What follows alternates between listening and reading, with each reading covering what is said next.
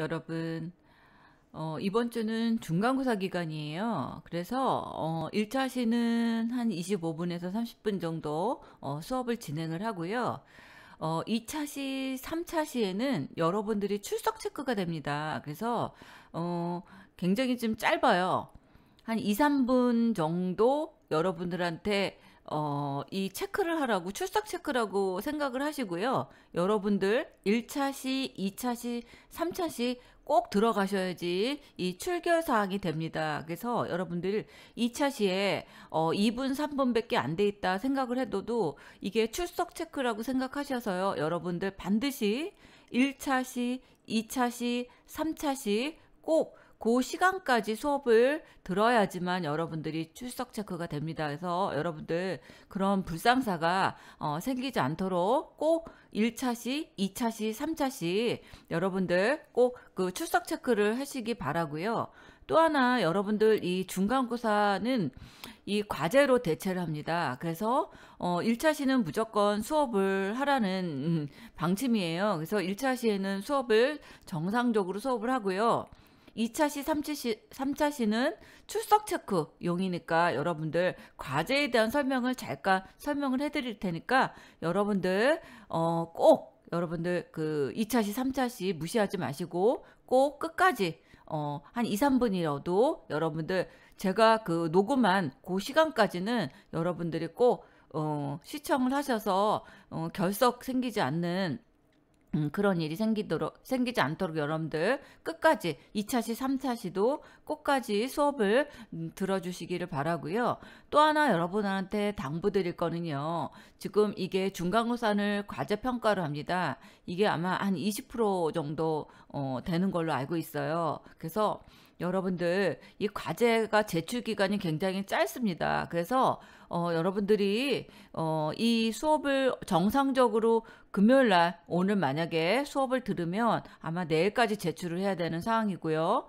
제가 이 수업은 월요일부터 아마 개방이 돼 있었을 거예요. 그래서 일찍 들은 학생들은 일찍 그 과제를 업로드 해주시고요. 늦게 제 시간에 들은 그런 학생들은 꼭 그 토요일까지는 꼭 넣어주셔야지 이 과제를 제가 입력을 27일인가 28일까지는 무조건 성적을 입력을 하라는 방침이었어요. 그래서 여러분들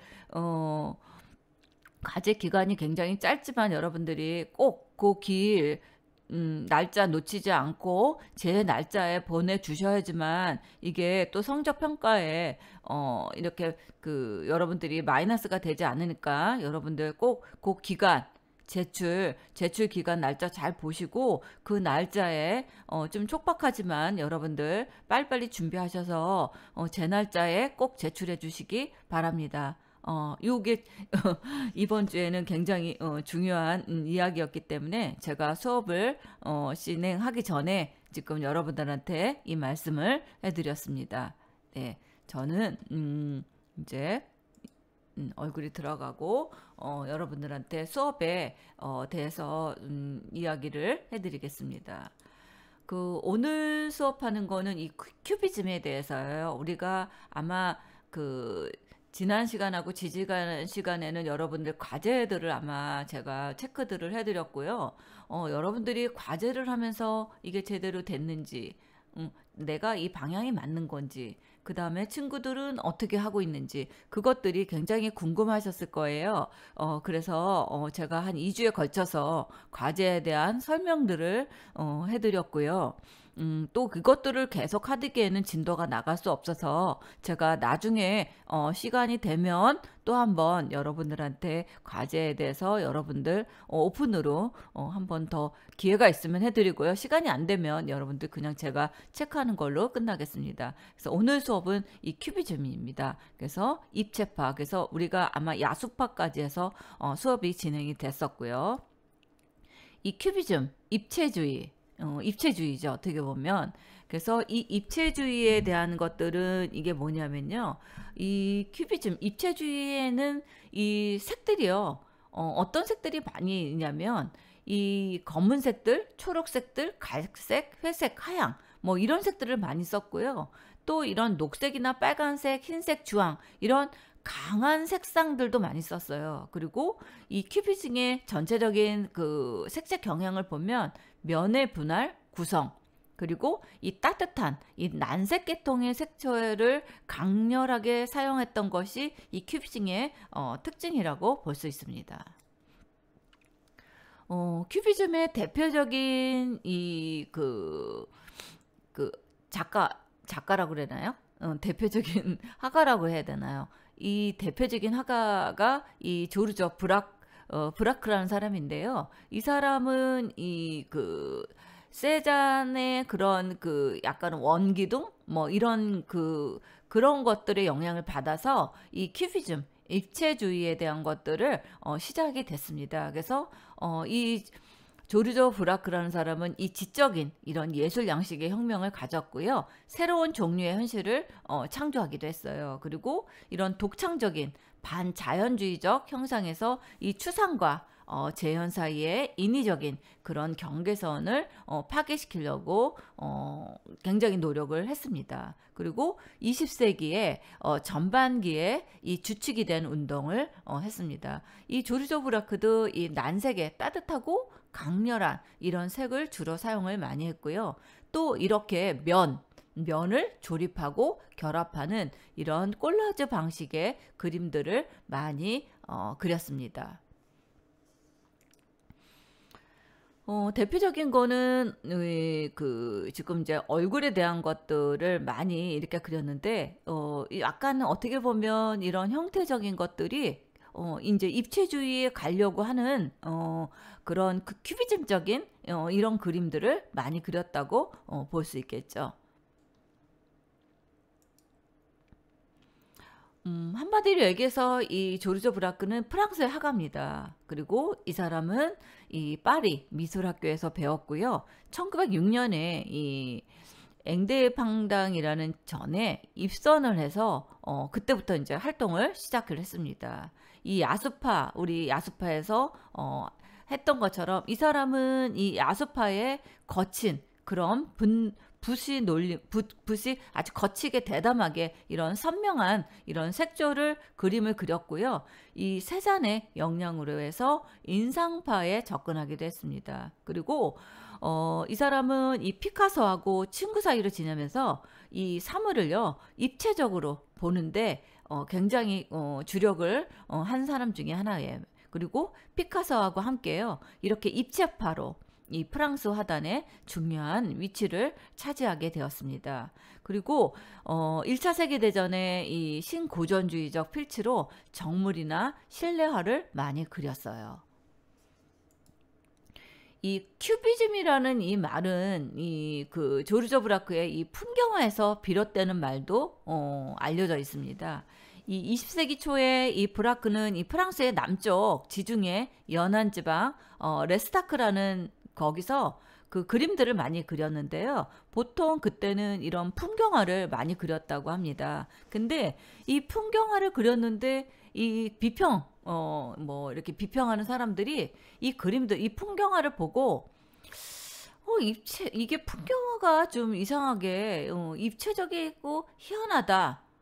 이거를 좀 풍자한 것 같은데 뭐 그런 말들이 나오기 시작을 했대요. 그래서 이 낱말에서 나중에 이 브라크의 그 표현 양식을 본따 그림들이나 이런 화가들의 경향을 약간 큐비즘, 입체적이면서도 희한한 느낌?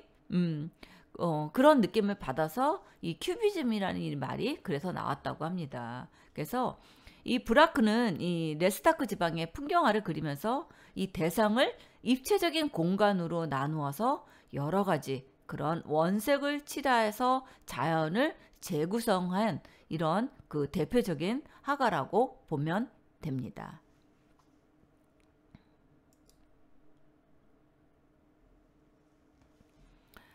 그리고요, 이런 실험적인 공간 구성하고 대상의 이런 표현 양식에서 출발해가지고 이 브라크는 점점 입체적인 그런 형태, 원통형, 입방형, 원추형, 뭐 이런 선이나 면을 이런 표현 수법으로 사용하게 되었다는 거죠. 그래서 입체적인 이런 표현 양식으로 자연 대상을 이런 순수한 그림 대상으로 완전히 전환시켰다고 볼 수 있겠죠. 그래서 어떻게 보면 이 세잔이 우리 그 세잔의 그림들을 보면 뭐든지 단순화시키면서 이런 원기둥이나 사각기둥이나 뭐 이런 그 직사각형이나 뭐 이런 그 형태로 그림을 그렸다 그랬잖아요. 그래서 그 영향을 많이 받아가지고 이 브라크도 자연 대상을 이렇게 입체적인 이 표현 양식으로 전환을 시켜서 이 작품들을 그렸다고 볼 수 있습니다. 그래서 이런 입체주의 작품들은 이런 다양한 이 각도에서 바라보는 관점으로 이 사물을 해체했다가 또 다시 조화롭게 접합했다가 이런 방식을 계속 그러니까 같이 붙였다가 떼어놨다가 뭐 이런 그 화면을 분할하고 조립하고 뭐 접합하는 뭐 이런 형식의 그런 것들을 많이 그 표현을 했던 것 같습니다. 그래서 어떻게 화면을 아름답게 분해할 것인가 뭐 이런 거가 굉장히 중요해서 이 그림들을 연구를 했다고 합니다.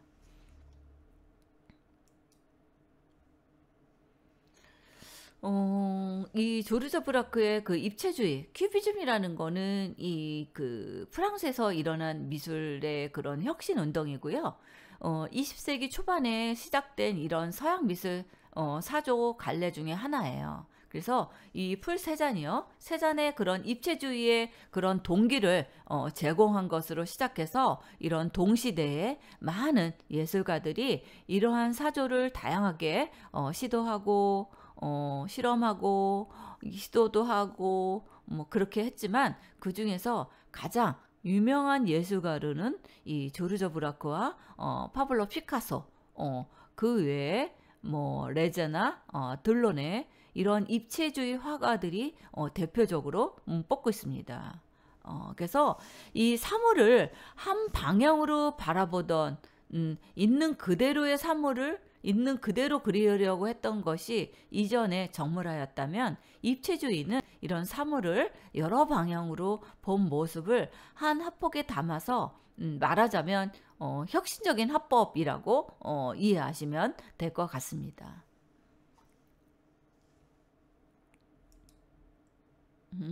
이거는요, 근데 그 프랑스 회화의 아버지라고 칭송받는 이 조르주 브라크의 집안은 이 조부 때부터 이런 간판을 그리는 일을 생업으로 삼았다고 합니다. 그래서 이러한 간판 그림의 기법을 향상시키기 위해서 뭐 여러 가지 뭐 연구들을 많이 했나 봐요. 그러면서 이런 입체주의의 표현 형식을 발전시키는데 중요한 역할을 하였다고 합니다. 그래서 어떻게 보면 이런 것들이 이제 단순화시키면서 이런 면이나 이런 형태들이 좀 단순화시키는 것을 알 수 있겠죠. 다음은 두 번째로는 피카소입니다. 피카소는 우리 그 회화가 그 현실 모방에서 벗어나야 한다는 그런 확신을 가지고 형태의 그런 해체, 그리고 원근법의 배제, 그 다음에 공간의 그런 물질화, 이것들을 분석적으로 입체주의를 완성한 화가입니다. 그래서 유럽에 파급되면서 기하학적이고 추상적인 이런 단계를 제공한 사람 중에 작가 중에 하나가 피카소라고도 할 수 있겠죠. 1907년 이 피카소가 제작한 이 아비뇽의 처녀들이요. 여기서도 이 현대 미술의 아주 과격한 이런 혁신주의 방향을 선언했죠. 왜냐하면 이 사람들 자체를 굉장히 이렇게 면적으로 입체적인 이런 각을 가지고서 다 사람을 그렸다는 거죠. 그래서 이런 인물들이 굉장히 그 기하학적이고 단면으로 분석을 해서 이 그림들을 그렸다고 볼 수 있습니다. 그래서 어떻게 보면 이런 공간, 하나의 형태로서 기하학적인 이런 단면들로 분해를 해서 이 그림을 표현한 것이라고 이해하시면 될 것 같습니다. 그래서 대표적인 작품들이 이 아비뇽의 처녀들이 이 입체주의, 큐비즘, 이런 것에 그 약간 기하학적인 이런 면 처리를 해서 이런 인물들을 표현했다고 볼 수 있겠죠. 그래서 기존의 그 형식을 완전히 변해서 탈바꿈했다고 보야 되죠. 그래서 현대미술의 이런 과격한 이런 혁신적인 이 방향을 선언했다. 뭐 이렇게 이해를 하시면 될 것 같습니다. 그래서 어떻게 보면 이게 이제 뭐 입체파, 입체주의 뭐 그렇게도 얘기를 하지만 또 어떻게 보면 이런 분석적 입체파 이런 이야기들도 많이 합니다. 그래서 이 1910년부터 1912년까지 이어진 단계에서는요, 이 아비뇽의 아가씨들 이것들을 비롯해서 초기 입체파 작품에서는 어떤 대상인지 직관적으로 비교적 쉽게 파악할 수 있으나 이 단계에서는요, 본격적으로 이 대상을 기하학적인 단위로 해체해서 재구성하는 이런 그 그림들을 그렸다는 거죠. 그리고 이 명암, 그 다음에 원근감, 그런 것뿐만 아니라 이런 색채 역시 배제되어서 이런 녹색과 황토색 등으로 한정돼서 그림을 그렸다고 합니다. 그래서 색들은 아주 다양하게는 그때 못했었던 것 같아요. 그래서 약간 그 어떻게 보면 그 녹색과 황토색이 약간 보색 비슷한 그런 색깔의 색상으로 해서 대비를 시키는 그런 효과를 주지 않았나 하는 생각을 갖습니다. 이거는 피카소의 기타입니다. 이런 벽지나 이런 신문지, 이런 실제 그런 오브제들을 직접적으로 이 화면에 콜라주하고 이런 문자를 화면에 도입을 시키기도 하고, 그 다음에 이런 것들을 완전히 대체하는 이런 조형적, 이런 리얼리티를 완성했다고 볼 수 있겠죠. 그래서 지금 이 콜라주를 이렇게 만든 겁니다. 이렇게 피카소의 기타 해가지고 이런 형태로 콜라주를 만들어서 나는 기타를 치는 뭐 그런 그 이야기, 이런 작품들을 만들었다고 볼 수 있겠죠. 그 다음에 이 종합적인 큐비즘은 실제 사물들, 즉 이 벽지나 신문이나 못 이런 것들을 화면에 부착시키는 이런 콜라주 기법으로 회화를 창조하기도 했고요. 이런 회화 안에서 재현된 이런 자연의 실제 한형을 보여주는 것을 거부하고 실제 그 자체를 제시해 준 것이라고 볼 수 있습니다. 그래서 이제 이때부터는 이 콜라주라는 것들이 이제 나오기 시작을 했는데요. 이게 왜 콜라주라는 것들이 나오게 되냐면요. 즉 이런 그 기법에 대한 연구를 해야 되는데 이 기법도요. 우리가 늘 그림을 물감으로 칠하는 그런 기법보다는 실제로 이런 입체적이고 실제로 사용하는 이런 벽지라든가 신문지라든가 못이라든가 뭐 철사라든가 물감이라든가 이런 것들을 고루고루 해서 실제 그런 사물들을 가지고서 이런 입체적인 작품들을 만들었죠. 그래서 그것들을 이제 콜라주라는 말을 쓰는데 이렇게 꼭 그림을 그려야지만 작품은 아니다는 것을 보여주기 위해서 이런 그 콜라주 기법을 도용을 했다고 이해하시면 될 것 같습니다. 이거는 그 에스타크의 집입니다. 그래서 이 휘어진 이런 그 나무의 상자 같은 집들이에요. 이게 다 이제 집들입니다. 이 그림과 아주 흡사한 그림에서 이 피카소의 저수지도 있어요. 그래서 이런 집의 형체가 너무나 다 비슷하다는 거죠. 이 두 사람, 이 그 브라크하고 이 그 피카소, 이 두 사람은 모두 세잔의 영향을 크게 받았기 때문에 이런 집들을 이렇게 나무 상자처럼 표현들을 많이 합니다. 그래서 이 그림에서도 이 아직 자연의 대상이 남아있지만 대상을 대담하게 단순화하고 화면, 공간 속에 실제 그런 구조감을 살리려고 의도하는 이런 쿠비즘의 기하학적 형태를 추구하기 시작한 이런 기념비적 작품이다 하고 이야기들을 많이 합니다. 예.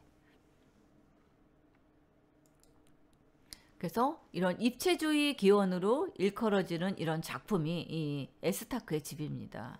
그리고 피카소의 그런 아비뇽의 아가씨들, 이 브라크의 이 에스타크의 집, 이게 대표적인 이 입체주의 큐비즘의 대표적인 것이라고도 할 수 있겠죠. 이 사람은 왜 비슷하냐 얘기했죠. 조금 전에 이 세잔의 영향을 받아서 이 두 사람의 작품들이 거의 비슷하게 가는 것을 알 수 있습니다. 이 에스타크의 집이요. 이거는 원래 이 앙리마티스가 그 조그만 입방체를 모아놓은 것 같다고 평가한 것에서 이런 것들이 나왔다고 합니다. 그리고 미술 비평가 루이 버셀이라는 사람이 이 브라크의 작품을 비평할 때요. 마티스를 인용해서 큐비즘이라고 표현을 쓴 것으로도 명칭이 이렇게 이제 굳혀져서 큐비즘이라는 이야기들이 나왔다고 합니다. 다음은 이 들러내입니다. 들러내는 이 빛, 그 다음에 이런 기계, 이런 기계 에너지, 그래서 이 리듬, 그 다음에 순수 색채, 이런 것들을 표현하는 것을 탐구하면서요. 독자적인 이런 추상회화를 개척하고 분석적으로 이런 입체주의의 다시점의 동시적인 표현 방식을 이용해서요. 이런 에펠탑이 갖는 역동성, 현대성, 그리고 에너지와 힘을 성공적으로 표현한 이런 그 여러 시점에서 관찰된 이런 에펠탑을 묘사함으로써 에펠탑의 본질적인 성질을 드러내는데 성공을 했다. 뭐 그런 얘기도 있습니다. 그래서 이게 들러내의 작품입니다. 빛, 기계의 에너지. 그래서 이런 그 입체적인 이런 큐비즘적인 이런 작품들을 이렇게 표현을 했습니다. 또 하나는 이 그 블레리오에게 받침이라는 이 작품이 있는데요. 이거는 이 초음속 비행기의 속도가 야기시키는 이런 우주 정복에 대한 희열과 태양의 강렬한 빛의 현상을 이런 형태와 색채 간의 새로운 추상적인 구조로 표현을 했다고 보면 됩니다. 그래서 순수한 색채를 수단으로 해서 산업기술의 이런 그 사화의 그런 비행술, 자동차 주행, 이런 속도감을 이런 추상회화의 주제로 삼고 있다고 볼 수 있겠죠. 이제 이게 에펠탑입니다. 그래서 이런 비행기겠죠. 이런 것들이 사물적인 것들, 뭐 이런 것들을 이렇게 원으로 이런 형태의 이런 원기둥이나 이런 단순화시켜서 이런 입체적인 이런 것들을 색으로 표현해서 나타낸다고 볼 수 있습니다. 이거는 도시를 향해 있는 이런 동시적인 창이라고 합니다. 이게 이 들러내는 이런 빛에 대한 연구들을 또 많이 했어요. 이 색과 빛, 그래서 이런 광선의 그 빛의 속도겠죠. 이 광선이 이제 빛이니까 이런 빛의 속도를 이 회화에 리듬을 주는 이런 생명으로 간주하면서 이 색채로 포착을 했습니다. 그래서 이런 색채의 대비로만 표현되는 이런 회화를 꿈꿔왔고요. 그것을 실현했다는 점에서 큐비즘을 이렇게 추상화로 발전시킨 공헌자 중에 한 사람이 이 들러내입니다. 그리고 이런 보색 대비, 이런 보색 대비에 의해서 이런 화면이 생명감 있는 리듬을 가질 수 있다고 확신을 했습니다.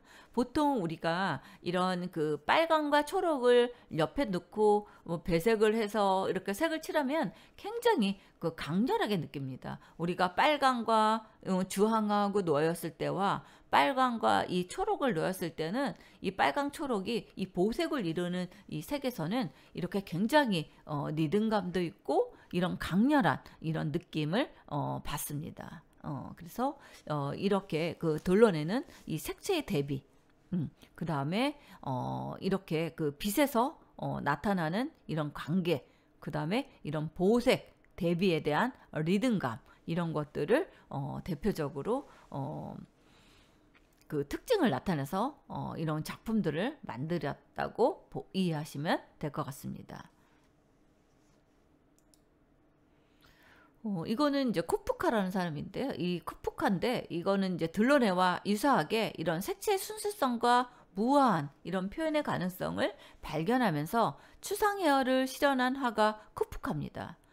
이 들러내의 그런 원기둥이나 빛에 대한 그 연구들, 그 다음에 이런 빛에 대한 강렬한 보색 관계 이런 것들을 추상적으로 표현을 했는데요. 이것들을 가지고서 더 발전시키고 연구한 사람이 이 코프카입니다.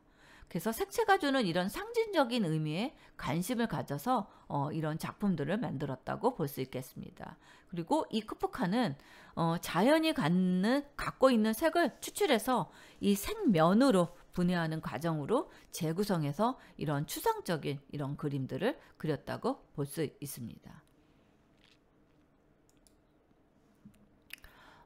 우리가 입체파, 큐비즘, 여기에는 우리가 세 가지를 거치고 있습니다. 이 초기 입체파는 이렇게 그 자연을 원기둥, 구, 뭐 원뿔, 뭐 이런 형태로 처리한다고 세잔의 영향을 받아서 이렇게 그 원근법의 1.2 시도가 아닌 이런 복수의 시점을 화면에 이렇게 표현을 하였고요.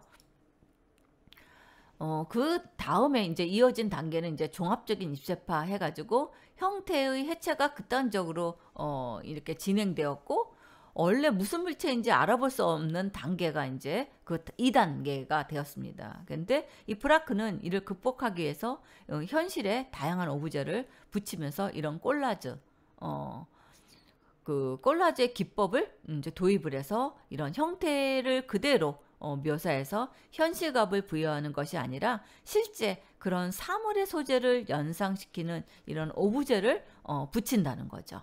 그래서 실제 사물의 느낌을 주려고 하는 이런 느낌을 표현을 했다고 볼 수 있겠죠. 그래서 이거는 바이올린과 촛대입니다. 누가 봐도 바이올린이라는 것들을 알 수 있겠죠. 예술사적 의와 특징을 보면 입체주의는 단순히 이런 3차원의 형태를 2차원 캠퍼스에 억지로 한 사람들은 아니라는 거죠. 그래서 입체주의가 갖는 예술사적 의는 르네상스 이후에 이어져서 이런 원근법의 투시 개념을 탈피했다는 점이죠. 19세기 이전의 서양 미술의 이런 명암과 원근을 이용해서 3차원의 세상을 2차원의 합폭에 담은 것과는 달리 이런 입체주의 화가들은 3차원의 대상을 여러 시점으로 분해해서 합폭에 재구성했다고 볼 수 있습니다. 이렇게 비슷한 시기에 활동한 야수파가 색채 사용에서 혁신을 만들었고요. 입체파는 이런 형태 표현에서 과거를 완전히 탈피했다고 볼 수 있겠죠. 화파로는 입체파는 1차 세계대전을 지나면서 끝났고요. 이후에 현대미술에서 다양한 사조에 큰 영향을 주었습니다. 그래서 피카소의 그림을 보고 단순히 내가 그려도 이것보다는 잘 그리겠다고 웃어 넘길 수는 있겠지만 전통적인 회화의 한계를 탈피하기 위한 시도가 그 그림의 밑바탕에 있었기 때문에 이렇게 되었다고 볼 수 있겠죠.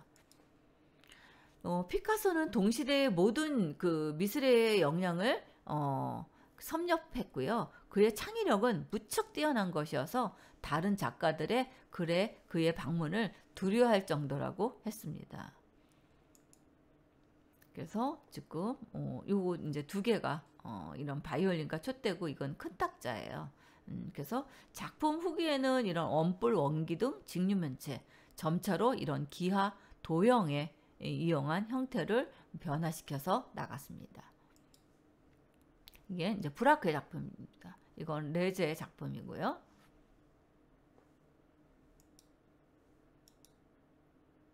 예, 그렇게 해서 우리 지금 입체파에 대한 그 이야기들을 간단하게 제가 설명을 해드렸고요.